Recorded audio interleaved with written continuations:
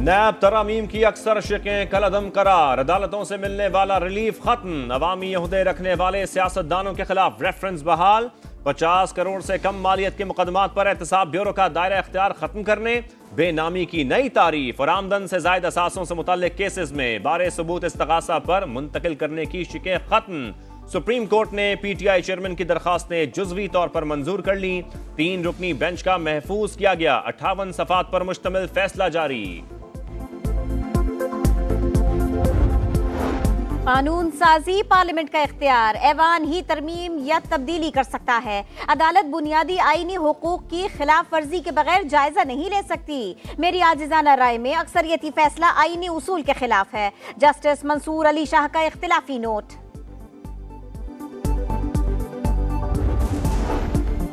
नैब तरामीम कलअदम, 6 साबिक वज़राए आज़म और 1 साबिक सदर को मुकदमात का सामना करना पड़ेगा। नवाज शरीफ, शहबाज शरीफ, शाहिद खाकान, यूसुफ रजा गिलानी, राजा परवेज अशरफ और शौकत अजीज शामिल।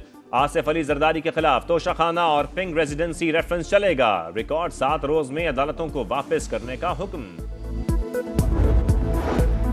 नैब तरामीम फैसले पर वजारत कानून की राय के बाद फैसला करेंगे। निगरान वजीर आजम कहते हैं इंतखाबात की तारीख का ऐलान इलेक्शन कमीशन का इख्तियार है, हमें गैर कानूनी काम की तरगीब न दी जाए। मुतनाज़े बेंच ने मुतनाज़े फैसला दिया, नैब कानून जालिमाना शक्ल में बहाल हो गया। राना सनाउल्लाह का रद्द-ए-अमल, ख्वाजा साद ने कहा जिन्होंने फैसला करवाया है वही भुगतेंगे। जाते जाते लाडले को राजी करने की कोशिश की गई। नून लीग के लंदन इजलास के शुरका का मौक़िफ़। कानून पुराना हो या नया कोई फर्क नहीं पड़ता। कल भी मुकदमात का सामना किया, आज भी तैयार हैं। बिलावल भुट्टो कहते हैं नैब एक आमिर का बनाया हुआ इदारा है, इसे बंद होना चाहिए।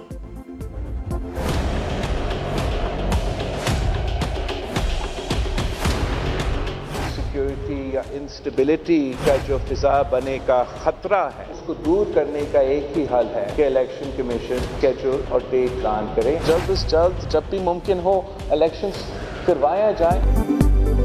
इलेक्शन कमीशन फौरी तौर पर इंतखाबात की तारीख दे, पीपल्स पार्टी का मुतालबा। सेंट्रल एग्जीक्यूटिव कमेटी इजलास में मुल्क की मुआशी सूरत हाल पर तशवीश का इजहार।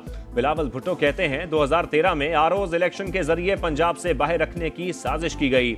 कोई गलत फहमी में ना रहे, पीपी किसी एक सूबे तक महदूद नहीं। नवाज शरीफ 21 अक्टूबर को ही पाकिस्तान लौटेंगे। लंदन में नून लीगी क़यादत का इत्तफाक। इजलास के शुरका से खिताब में साबिक वजीर आजम बोले एक शख्स को आगे लाने के लिए पाकिस्तान का मफाद दांव पर लगाया गया। महंगाई की जिम्मेदार पीटीआई है।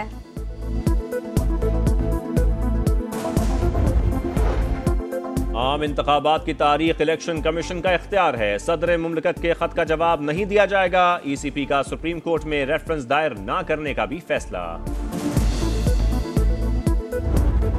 मुश्किलात से हम निकल आए, इंडस्ट्री की हालत भी बेहतर होती जा रही है, हमारी रिजर्व पोजीशन भी अल्हम्दुलिल्लाह स्टेबल है, हमारा रुपया जो है काफी हद तक स्टेबल हो गया है। महंगाई कम हो रही है, शरह 38 से 27% पर आ गई। निगरान वजीर खजाना का बैंकिंग चैनल से तरसीलात ज़र भेजने वाले समुंदर पार पाकिस्तानियों के लिए इनामी स्कीम का ऐलान। निगरान वजीर तवानाई कहते हैं डॉलर सस्ता हो रहा है मगर पेट्रोलियम मसनूआत की कीमतों में रिलीफ अगले माह मिलेगा। अवाम पर एक और बोझ डालने की तैयारी। पेट्रोल 16 और डीजल 14 रुपए महंगा होने का इम्कान। ओगरा ने इजाफा तजवीज कर दिया। हतमी फैसला निगरान वजीर आजम की मंजूरी से मशरूत। महंगाई के खिलाफ कार्रवाइयों का असर, डॉलर मुसलसल सस्ता। इंटरबैंक कदर में मजीद 1 रुपया 11 पैसे गिर गए, 296 रुपए 86 पैसे पर बंद। ओपन मार्केट में अमरीकी करेंसी 1 रुपया कमी के बाद 297 रुपए में ट्रेड।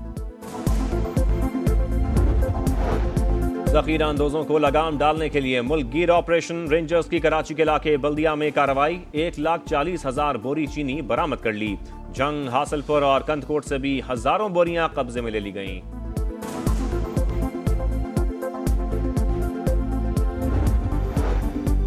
बिजली चोरों की शामत जारी। गैपको ने मजीद 411 मुलजिम पकड़ लिए, 3 करोड़ रुपए से जायद जुर्माना। फेस्को ने मजीद 148 और मेप्को ने 215 बिजली चोरों को धर लिया। बेतराफी जुर्म करने वाले हैं, जो कत्ल को कहते हैं कि एमक्यूएम का सिग्नेचर है, जो भत्ते लेने को कहते हैं एमक्यूएम का सिग्नेचर है, कि जब ये सारे काम हो रहे थे तो उनकी पार्टी में क्या पोजीशन थी? अगर गांव में हथियार अगर कोई सबसे पहले लेकर आया है तो आप जमाती लेकर आए, वो इनकी स्टूडेंट तलबा तंजीम लेकर आई है। सियासी लड़ाई पारा हाई, जमात इस्लामी और एमक्यूएम फिर आमने सामने, एक दूसरे पर इल्जामात की बौछार। हाफिज नईम बोले कराची के अमन अमान को मुत्तहिदा ने खराब किया, अवाम इन्हें मुस्तरद कर चुके हैं। मुस्तफा कमाल ने जमात इस्लामी को मुनाफिक करार दे दिया।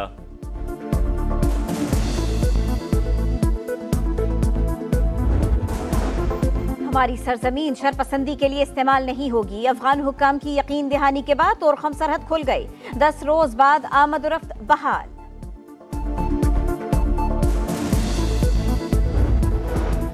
Supreme court practice and procedure bill समाअत के लिए मुकर्रर, अदालत उज़्मा का लार्जर बेंच 18 सितंबर को अहम केस सुनेगा।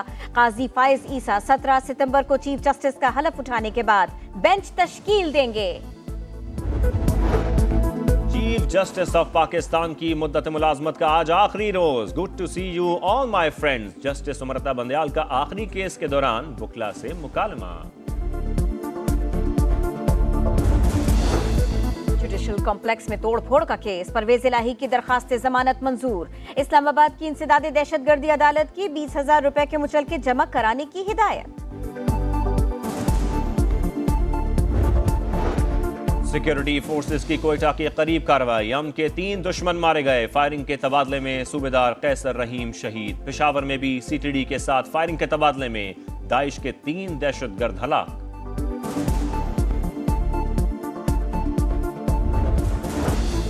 कराची में डाकुओं ने एक और जान ले ली, औरंगी में घर लूटने की कोशिश, मुजाहमत पर खातून कत्ल, मुलजिम 30 लाख रुपए लेकर फरार। सीसीटीवी वीडियो सामने आ गई। फैसलाबाद के डी ग्राउंड में बारिश के बायस 2 मंजिला इमारत जमीन बोस, एक शख्स जान बहक, 2 जख्मी हो गए।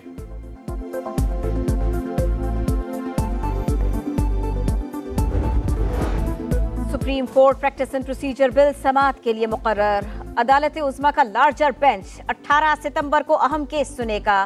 काजी फाइज ईसा 17 सितंबर को चीफ जस्टिस का हलफ उठाने के बाद बेंच तश्कील देंगे।